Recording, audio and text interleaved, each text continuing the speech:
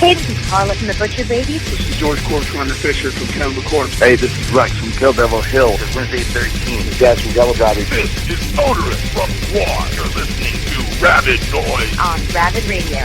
Turn it up. Welcome to Rabid Noise on Rabid Radio. That was Call to Destruction from Nile's forthcoming 8th studio album, What Should Not Be Unearthed, due out on August 28th through Nuclear Blast. And joining us on the program now is the legendary Karl Sanders. Great to have you on the show with us, man. Thank you so much, Nev. It's an absolute honor to have you on the show, man, especially with this amazing album coming up. I've been lucky enough to hear it, and honestly, it's just blown me away. And I'm not just saying that because we're on air either. It is an amazing album. From the opening track, it's just like a punch in the face. Did you know it was going to be something special when you were working on it? Well, you kind of have that hope, you know. I think anytime you embark upon a new project, you have hopes for it, and sometimes it turns out well, and sometimes it's not as well. This one felt pretty much like it was going to be, you know, a successful something or other.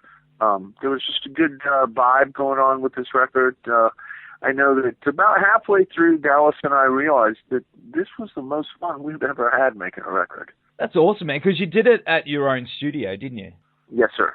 How was that process, you know, being that it was all in your hands? Did you find it a less stressful process? I think it's less stressful in a lot of ways because you're not worried about the clock. I mean, you know, studios charge by the hour, but if you own your own studio, you're not worried about what it costs because, you know, it's your own studio. So you don't have to watch the clock all the time and worry about, you know, are we getting this done quickly enough? You know, can we do another take of that, you know, to get it just right? You know, you can take as much time or not take as much time, however you see fit. Did you set yourself a deadline, though, that you had to have the album by this certain time?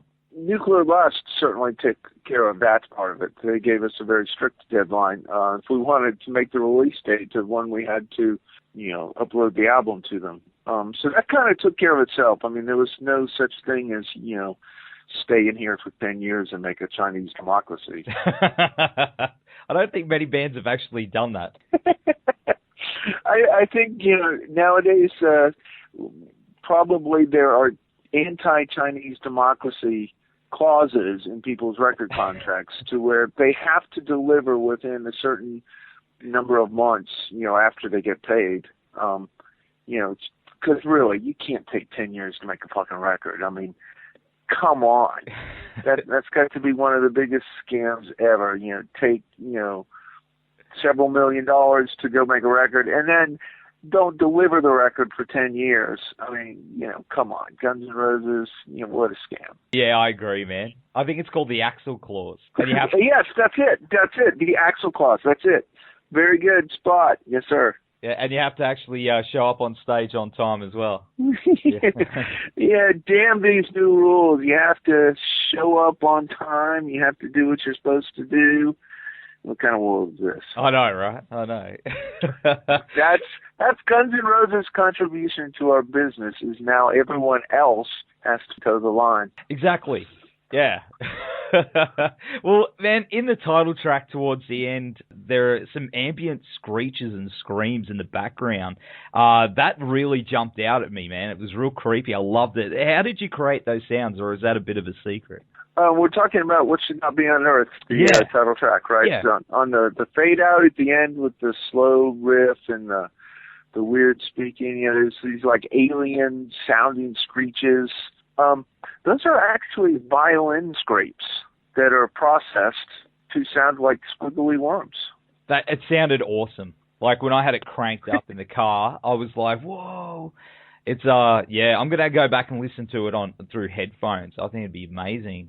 It's definitely, that's one of those little bits. It's just in the background, but it makes the song like really stick out. Yeah, it reminds me like a Aliens movie. You know, when you're in the alien lair and there's like all sorts of horrible, icky stuff dripping off the walls. Yeah, I love it. Oh, good job, man. It definitely set my imagination places. It was very, very cool. Well, I actually spoke to George a while ago when he was about to tour here on a clinic, and he said that one track on the album he'd worked on was one of the most challenging songs he's ever had to play as a drummer. Do you know which track that was he was referring to? He's talking about the title track.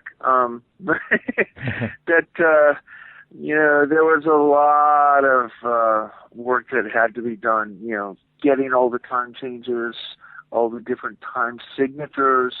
It's a timekeeping nightmare, that song. You guys definitely pulled it off, though. It's a well, masterpiece. I'm enjoying that track. Yeah, it's got some really brutal shit in there. Yeah, but it's not just, that's what I'm saying, like, it's not just the brutal shit, it's the other stuff that's going on as well. It's a very, very well-written piece, and it's metal as well, so... Yeah, awesome work. Well, thank you. Yeah, love it, man. I'm really looking forward to playing that one live, but I think it'll be fun to take to the audiences. Oh, so you're going to definitely rip that one out live, for sure. Well, yeah, George, we had this meeting where we were going, all right, which songs from the new record are we going to play live? And, Dallas and I had, narrowed it down to 3, and then George goes, well, I want to do 6. And they listed them all off what he wanted to do, and that was like the first one on his list. And we were like, okay, you nut, because that song's no fucking picnic for a drummer. Sure. That's awesome, man. Well, we're going to go to the Nile track, The Inevitable Degradation of Flesh, from At the Gates of Sethu album now, and we'll be back very soon on Rabid Noise. Hey guys, just want to take a minute to give a shout out to our podcast supporters, RW Promotion, who are the best in the business when it comes to printing posters, flyers, banners, badges, business cards, you name it. They've got what it takes to help you get everything you need to help spread the word about your band or business. And with a blistering turnaround, they'll make sure you get your product ASAP. So get in touch with Richard and the team at www.rwpromotion.com.au or shoot them an email at info@rwpromotion.com.au. Also want to give a shout out to the guys at Blacklight Art and Design, who in my opinion are the Gold Coast best screen printers. So, we've gotten many band shirts and even our own Rabid Noise shirts done through these guys, and they've also got one of the fastest turnarounds I've ever seen. So all quality prints at competitive prices. So whether it's band merchandise, sporting teams, promotional garments or workwear, they've got you covered. So hit them up at www.blacklightad.com.au or email them at info@blacklightad.com.au. So big thanks to those guys for helping us to bring you this podcast each and every week, and for, of course, supporting the metal scene. So now it's back to Rabid Noise. And we're back with Karl Sanders from Nile. Now, I really love the concept behind the album, that the idea that, if something was discovered that would change everything we've been taught about our existence and just turn it on its head, do you think we're actually getting closer to that? No, I think we're getting farther and farther away from it. I think in the year 2015, there's very little that actually surprises people anymore. I honestly believe that if aliens descended from the fucking sky, right, and hovered over the White House, like in that movie Independence Day, right, and blew the White House to smithereens, people would see it on the internet and not believe it. They'd say, well, that's Photoshop. That's CGI. That's fucking bullshit. What are the Americans trying to do? They're trying to, pull the wool over our eyes again, with this 9/11 fucking crap. Fuck this bullshit. I don't believe it. Yeah, and no one would care. That's the even bigger part. No one would give a shit. If aliens descended from the fucking sky, not only would no one believe it, but no one would give a shit. The only time that they would give a shit if the internet stopped working and their smartphones got taken away from them. And the Candy Crush server shut down. Yeah. It'd be pandemonium in the streets. Yeah, can you imagine if you walked outside in a crowded, busy city, and all of a sudden nobody's cell phone actually worked? People wouldn't know what to do. People would, all of a sudden, all those people walking around staring into their fucking smartphone, all of a sudden, they would be back in the real world. Oh man! My God! It'd be crazy, man. It'd be this massive awakening. People would just be still probably walking into poles and walking into each other, but at least it'd be a positive thing. The other day, an interviewer asked me, "Okay, Karl, what is it that should not be unearthed?" And just on a lark, I said, "Cell phones. What if?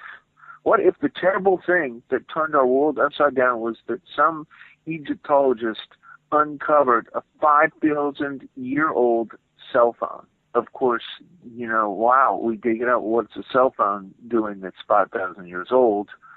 What happened to humanity from us having cell phones 5,000 years ago? How far back did that set us to where we had to start all the way over again?